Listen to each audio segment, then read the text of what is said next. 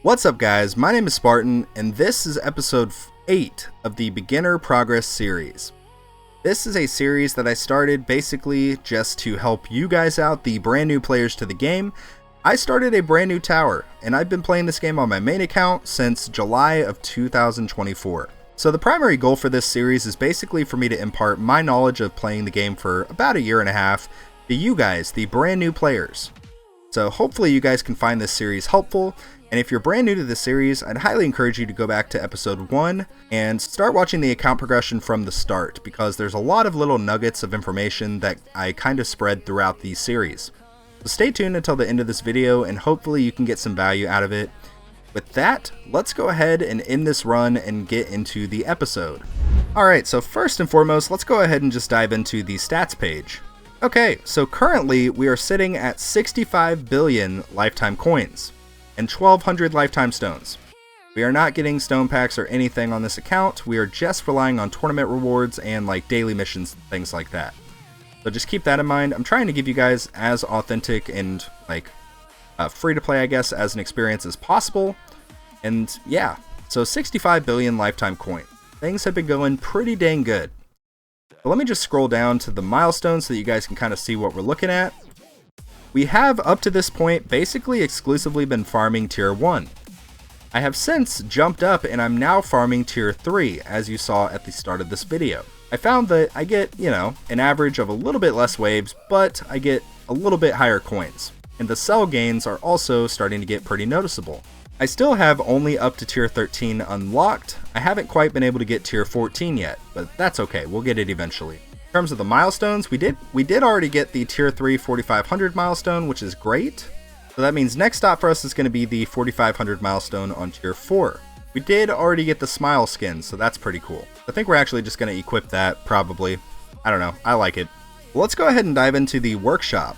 Alright, so in the workshop, kind of similar stuff as last week. We have all the basic stuff here. Everything in the attack tree currently gets maxed by the end of the farming run, which is fantastic. That's what we need. I can't quite say the same for the defense upgrades. It's just pretty hard to keep getting levels into this stuff and eventually get it maxed. Obviously that's the goal, but we're kind of far off from that at this point. I've mainly just been during my farming runs spamming the ever-loving crap out of health, and that's been pretty good.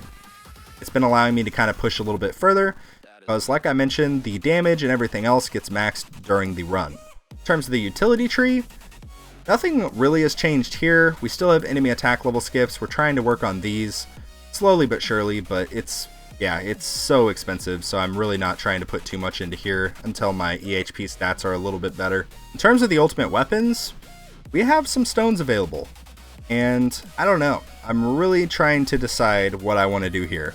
Part of me wants to take the same path that I took on my main account and equip Multiverse Nexus and then just start pumping into the black hole cooldown. But not everybody's able to get a Multiverse Nexus. So I'm kind of thinking that maybe I'll just not use Multiverse Nexus and continue trying to pursue a natural sync, just so that it can kind of stay true to the more like luck-based average person kind of thing. But in terms of other stuff I've kind of invested in, I've put a few levels into like duration for Black Hole and Golden Tower. Also put stuff into bonus and size for Black Hole. Both of these have been pretty good. My next big purchase after this next tournament will definitely be getting another click and cooldown for Deathwave and Golden Tower. Again, just getting it closer and closer to a sync with Black Hole. It's gonna take quite a long time, but if there's a will, there's a way. And with that, let's go ahead and move on to the cards. Alright, so within the cards, I still just have 11 card slots. It's been pretty helpful for me. It's been nice. I have 3 setups currently, one for events, one for tournaments, and then one for farming. My plan with the cards is still just to save up my gems and do the buy 80 cards mission, and then start working on module. But if you're watching this and you're literally brand new to the game, don't do this until you have all 5 of your lab slots available. And with that, that's actually going to wrap up the cards. Let's go ahead and talk about the modules. Alright, so within the modules, this is what I'm currently using to farm. I've been using Orbital Augment, actually. It's been pretty good, even at Legendary. I need like one more, I believe, to get it to Mythic. I think I literally just need one more. No, yeah, I only need one more to get this thing to Mythic, which is really, really good. That's currently my priority. If I were able to get it to Mythic, I think that would be a lot better than what I currently have going on. And especially until I get a wormhole redirector, this is probably going to be my go-to module until a little bit later on, when and if I get more sharp fortitudes. But like I said, Orbital Augment has actually been pretty good on this beginner account. I think that this module single-handedly has allowed me to kind of get into Tier 3 in terms of farming. We do have some module levels available, so I think we're going to go ahead and just try to beef all of these up really quickly.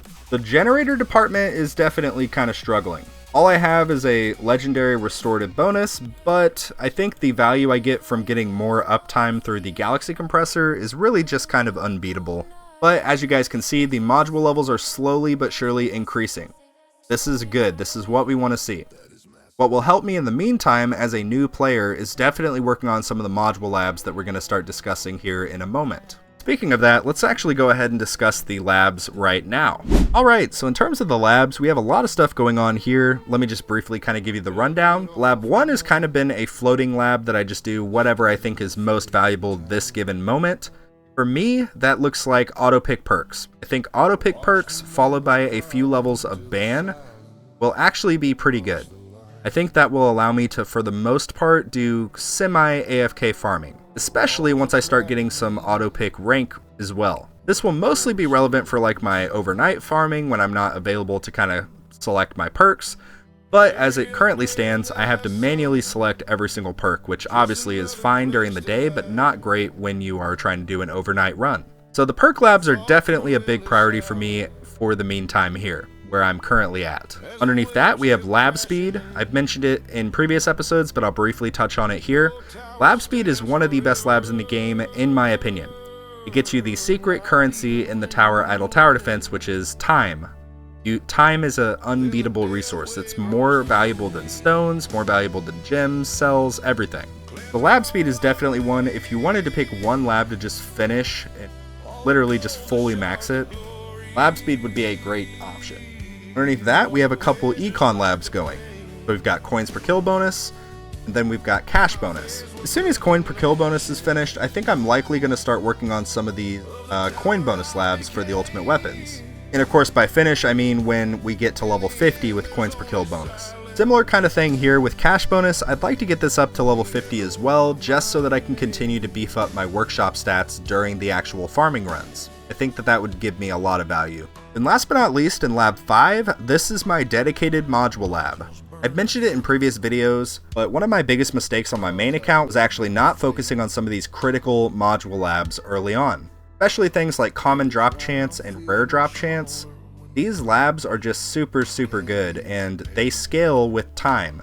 Again, kind of similar sentiment as lab speed. The sooner that you get these labs finished, the more return that they will give you throughout the course of the time that you're playing this game. So definitely try to have one lab at a minimum allocated to modules. I'll briefly here just show you guys my history so that you can kind of see what we're looking at. I've done quite a bit of stuff. We got the last level of perk option quantity, so I now get 4 options available. Likewise, we went ahead and did the extra orb adjuster so that if we want to, we can begin to do strategies like orb devo. And similar, we did the first level of the extra orbs, which basically just affects how many orbs you get from the extra orb card. Max level you get 3. I'm leaving it at 2 for the meantime because I just kind of want to test it out, but likely at some point I'll end up getting the last level done.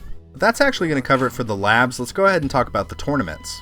Alright, so we actually got promoted to Platinum League, but we are back to Gold. It was very short-lived, but we had a good time while we were there. Let me just show up the history here. So we put up a good fight. We got rank 2 in Gold, got promoted to Plat, and we ended up at rank 26. In order to stay in Platinum, you need to basically get rank 24. So we're 2 ranks shy, effectively, of being able to stay in Platinum. So at most, I anticipate we'll probably bounce back and forth another 2 tournaments. Hopefully less. Hopefully once we get back up to Plat, we'll be able to just stay there, but if it doesn't happen, it doesn't happen. It will be nice to try to sort of strive for these higher tournament rewards. Get a lot more value if you are able to stay in Platinum, so that's currently my primary goal with the tournaments. That's actually going to cover it for the tournaments. Let's go ahead and talk about the guilds. Alright, so shout out to Towers Anonymous. This is the beginner account guild. Got a bunch of people in here. It's awesome. In terms of the Guardian, Got a lot of stuff going on here. My goal currently is to try to get fetch to a good usable place. I want to try to make sure I can get all of these daily caps, mostly for the gems and the metals. So I think what I'm actually going to do is I'm going to up the find chance a couple here. I think that should be pretty good for me. And then we'll see how that goes in terms of me getting all of these daily caps met. As soon as I'm able to consistently do this, I'm 100% going to swap over to summon and start working on this. Starting with probably the cooldown, getting it pretty down pretty quick, and then working on the duration. I think I'll get a lot of value from that. In terms of the store, we've purchased a few things here already. We already got the background, we got the profile banner, the menu, and we purchased one of the Guardian skins. And we also purchased the Summon Chip and Blood Monster Relic. The Blood Monster Relic is actually really good. You get a free 1% defense, which is really, really good, especially if you're running EHP like I am. That's actually going to cover it for the guilds. Let's go ahead and talk about the events. Alright, so in the events, we were able to claim both of these relics at the top, which is fantastic. Ultimate weapon damage and increased cash bonus. Really, really good. I'm mostly excited for the increased cash bonus, as that will just basically get me more cash available to upgrade things during my run, which is really, really good. In terms of the missions, we got most of the missions done. Obviously, we weren't going to be able to get everything done, but it is what it is. We'll get there eventually. In terms of the event shop, we did go ahead and get all of the important stuff. So we did tower background. We also got both of these relics. We finished out all of the songs, which is good. I told you guys I was trying to basically get one song purchased every event. So we went ahead and did that. And basically we haven't done too much in terms of the golden bot. This is definitely something I want to start being able to work on pretty soon. I think what we're going to do before the event rolls over, I think we're actually going to go ahead and purchase stones. For one click, it is 65 metals. We're going to go ahead and purchase one of those. That just gets us one step closer to achieving a natural sync. Just be aware, once you start getting into like 90 metals and above, the return on investment per stone is not near as valuable. So the first two clicks when it costs 40 and then 65, kind of a no-brainer, really good value there. But anything above 90 really starts to get kind of like a gray area where you start sort of just wasting metals. And again, you generally speaking want to try to save up your metals so that you can immediately purchase both of these upon the event reset. But yeah, that's actually going to conclude the contents of today's video. I will say, I did recently create a YouTube short showcasing a pretty cool trick that you can use to get some more health out of Death Wave. Mostly relevant for tournaments, but I'd highly encourage you guys to go check out that YouTube short. It's a pretty good little tip you can use to get, like I said, a lot more value out of Death Wave health during your tournament run. And last but not least, if you guys purchase anything, whether it be in the in-game app or the web store, please consider using my content creator code. You can find the code in the settings in the creator code section here. My creator code is code 300. Using this code directly supports me at no extra cost to you, and I greatly appreciate it. Likewise, you can find my creator code as well in the web store. When you actually get into the web store, you need to scroll all the way to the bottom where you see the support a creator section. Same thing here, you'll just type in my code 300 and just double check each time that you make a purchase that the creator code is actually put. There have been people who have said that they thought that they put my code in and it had disappeared from their account. So ideally, before every purchase, if you'd like to continue supporting me, just double check and make sure that the code's actually there. And if you guys do purchase things, I highly suggest that you purchase from the actual web store. You actually get 10% more gems from everything purchased. And with that, that's going to conclude the contents of today's video, but thank you guys so much for watching, and like always, I will see you guys later.